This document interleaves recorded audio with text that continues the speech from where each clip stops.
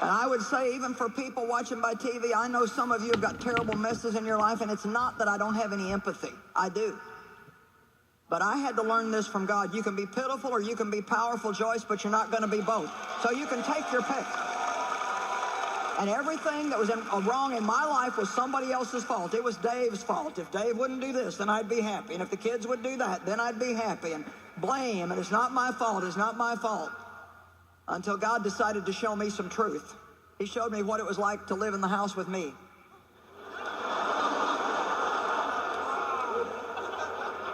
And I cried for 3 days.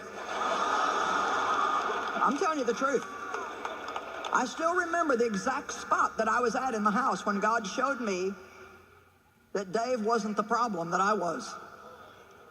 He said, you're manipulative, you're controlling, you're hard to get along with, you're full of self-pity. Yeah, I didn't feel so good about myself that day. But it helped me get from where I was to where I am. See, here's the thing. Back here in my childhood, I had the test. As a young woman in my 20s and 30s, I had the monies. But I hadn't gotten them together yet to have a testimony. So I want to know if anybody here is going to make it through the monies and get to the point where you've got a great testimony that's going to encourage other people that the power of God is real in their lives and that there's a great life available for them. Amen, amen, amen. I've been thinking a lot about Obadiah chapter 1 verse 3 lately because it simply says, the pride of your heart hath deceived you. Oh, that's stinking pride. Thinking more highly of ourselves than we ought to. And anytime we do that, we automatically look down on other people. I'm not going to listen to you. You don't know as much as me. Why don't you quit talking so I can tell you what the way things really are? Come on, you got it, right?